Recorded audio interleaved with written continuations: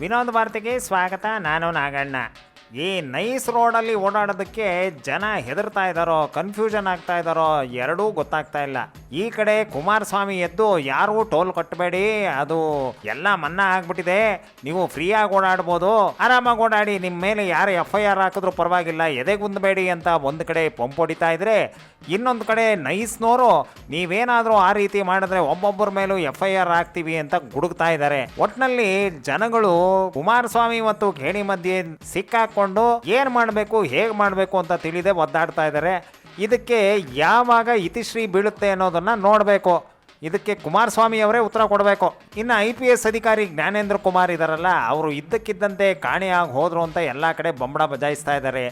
KPSC ಅಕ್ರಮಗಳಿಗೆ ಮತ್ತು ಜ್ಞಾನೇಂದ್ರ ಕುಮಾರ್ ಅವ್ರಿಗೆ ಯಾವುದೋ ಒಂದು ಕಡೆಯಿಂದ ಸಂಬಂಧ ಇರ್ಬೋದು ಅನ್ನೋ ಗುಮಾನಿಗಳು ಕೇಳಿ ಬರ್ತಾ ಇದ್ದಾವೆ. ಆದರೆ ಅದು ಎಷ್ಟು ನಿಜಾನೋ ಸುಳ್ಳೋ ಅನ್ನೋದು ಗೊತ್ತಿಲ್ಲ.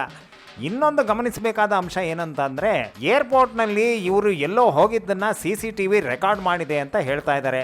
ಅಲ್ಲ, ಕರ್ನಾಟಕದ ಗೃಹ ಇಲಾಖೆಗೆ ಆ ವಿಡಿಯೋ ಸಿಕ್ಕಿರೋದೇ ನಿಜವಾದರೆ ಅವರು ಎಲ್ಲಿಗೆ ಹೋದರು ಅಂತ ತಿಳ್ಕೊಳ್ಳೋದು ಎಷ್ಟೊತ್ತಿನ ಕೆಲಸ ಅಲ್ವೇ? ಆದರೆ ಇದರ ವಿಚಾರವಾಗಿ ನಮ್ಮ ಗೃಹ ಮಂತ್ರಿ ಖರ್ಗೆ ಅವರು ಮೊನ್ನೆ ಒಂದು ಹೇಳಿಕೆ ಕೊಟ್ಟರು. ಏನಂತ, ಅವರು ಎಲ್ಲಿಗೆ ಹೋದರು ಅಂತ ಗೊತ್ತಾಗ್ತಾ ಇಲ್ಲ, ನಾವು ಅದನ್ನು ಕಂಡು ಹಿಡಿತೀವಿ ಅಂತ. ಇವತ್ತೊಂದು ಹೇಳಿಕೆ ಕೊಟ್ಟಿದ್ದಾರೆ, ಅವರು ಅವ್ರ ತಂದೆಗೆ ಮೈಗೆ ಹುಷಾರಿಲ್ವಂತೆ, ನೋಡೋಕೆ ಹೋಗಿರಬಹುದು ಅಂತ. ಇದರಲ್ಲಿ ಯಾವ್ದು ಸತ್ಯ ಯಾವ್ದು ಸುಳ್ಳು ಅನ್ನೋದು ಗೊತ್ತಾಗ್ತಾ ಇಲ್ಲ. ಒಟ್ಟಿನಲ್ಲಿ ಜ್ಞಾನೇಂದ್ರ ಕುಮಾರ್ ಅಜ್ಞಾತವಾಸಕ್ಕೆ ಹೋಗಿದ್ದಾರೆ. KPSCನಲ್ಲಿ ಇನ್ನೂ ಈ ರೀತಿ ಎಷ್ಟು ಜನ ಹಗರಣದಲ್ಲಿ ಪಾಲ್ಗೊಂಡಿದ್ದಾರೆ ಅನ್ನೋ ವಿಚಾರವಾಗಿ ಒಳಗಡೆ ಇರೋ ಅಧಿಕಾರಿಗಳಿಗೆ ನಡುಕ ಶುರುವಾಗಿದೆಯಂತೆ. ಮುಂದೆ ಜ್ಞಾನೇಂದ್ರ ಕುಮಾರ್ ಅವರ ಪ್ರಕರಣ ಯಾವ ರೀತಿ ಸುಖಾಂತ್ಯ ಕಾಣುತ್ತೆ ಅನ್ನೋದನ್ನ ಕಾದು ನೋಡಬೇಕು. ಹಾಗೆಯೇ KPSC ಹಗರಣದಲ್ಲಿ ಯಾವ್ಯಾವ ದೊಡ್ಡ ತಿಮಿಂಗಲಗಳಿದ್ದಾವೆ ಅನ್ನೋದು ಕೂಡ ಆಚೆ ಬರುತ್ತೆ, ಕಾದು ನೋಡೋಣ. ಇಲ್ಲಿಗೆ ವಿನೋದ್ ವಾರ್ತೆ ಮುಗೀತು.